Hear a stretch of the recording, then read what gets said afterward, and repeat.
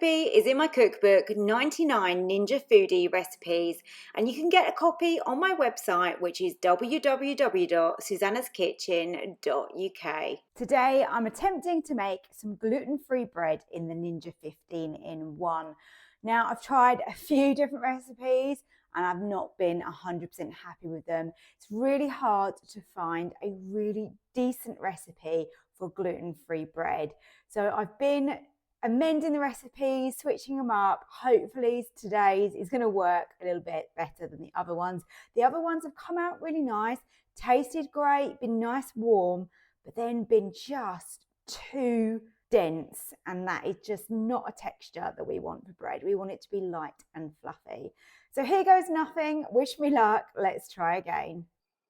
I'm starting off by 100 mils of water into a bowl. You want to make sure that is warm water, and then measure in 5 grams of yeast. Give this a mix, then we're going to set it to one side to activate.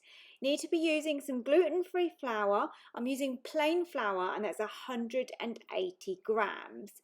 25 grams of ground almonds went in, half a teaspoon of xanthan gum, a tablespoon of corn flour, 4 grams of salt, and a teaspoon of sugar, and give that a good mix. Now our yeast mixture has gone a little bit frothy and we've got some bubbles there and it smells quite yeasty. So I think we are ready to go with that.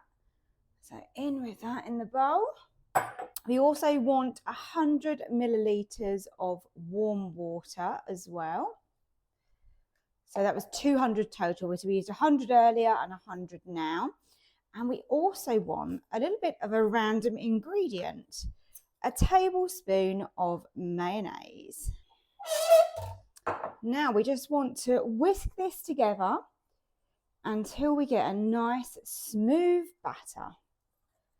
Gluten-free bread always looks a little bit random. It's such a different process to making a normal loaf of bread.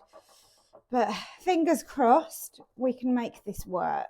Okay, that's nice and thick now, as you can see. And we've got no lumps in there. Now I'm using my Ninja tin, which I got in my Ninja bakeware set. So the bakeware set is linked down below if you are interested in this.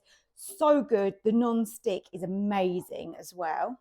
I'm just adding a little bit of oil, and I'm just using my hand to just ensure that this isn't going to stick, because gluten-free dough is very sticky. It's not going in firm or solid, so we just want to be extra sure that that's not going to stick.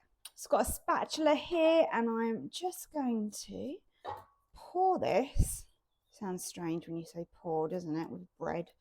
We're going to pour that into our tin, and then we can just level that out roughly. Doesn't have to be perfect. Now we want to set this on to prove, and we want this to really show that it's growing before we bake it. So I'm hoping that something around 40 minutes might be enough, but we will see. Let's go and get that ready. Right, let's lower our tin into the Ninja and close the lid. We're on to prove, and I'm going to select 40 minutes. There you go. And let's pray that this rises up. Now we're getting close to the time being up, so I thought we'd have a little sneak. Let's see how much it's risen. Oh, okay. Not bad. I would say that it's almost doubled. Quickly put the lid back down. I might actually give it a little bit longer and just see how much more it will go. Let's have a look where we're at now. Now that is looking pretty good to me. That has doubled in size. We've got lots of little air bubbles as well on here. I think I'm ready to bake it. I don't think I want to wait any longer. That's had quite a lengthy amount of time. I would say we're now up to sort of 50 minutes, something like that. So let's get that on to bake. It's exactly what I'm going to use. I'm not going to go steam bread. I'm actually going to bake this at 180, and I'll let you know how long it takes.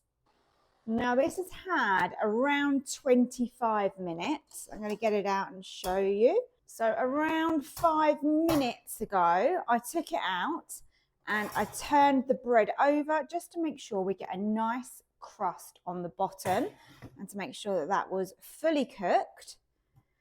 Let's turn the bread out. We've got some nice aeration. And look, it's kind of crusty and it feels and smells like normal bread, which I know sounds weird, but this is done pretty good. Gluten-free bread is always smaller. Maybe I could have proved it slightly longer, maybe a little bit more yeast, I'm not sure. But this is pretty good considering it's taken me quite a few attempts. Now this doesn't have any egg in here, but we used the mayonnaise to give it moisture. So I'm hoping that it's quite light, but still nice and moist and not dry. And we definitely don't want a dense loaf. So I'm going to leave this to cool completely before we slice it, and then we'll see what we've got. Now I'm really keen to see what this bread is like. It's crispy, it's soft. Can you see that? How it bounces back when I squidge it? Look at that. Oh my goodness, this looks really delicious. I'm going to cut a slice. Let's see what we've got. It's just so soft. Look at that texture. I am so pleased with that. Look at that. Now that is good, light, fluffy, and still moist, gluten-free bread. I'm more excited about this than I probably should be. But if you are gluten-free like me and you struggle with bread or you hate the price of bread, I love the Warburton's loaf. The Tiger loaf is amazing. £3.70. It's crazy money. Let's see what this tastes like. The texture of this just looks so good. And we've got a nice crust to it. If it tastes as good as it looks, I'm going to be making this all the time. Let's try it. Oh my goodness. It tastes like real bread. Of course this is real bread, but you know what I mean. Wheat bread. It tastes like one that you get from the bakery. This is incredible. I'm so excited. I'm so pleased with this.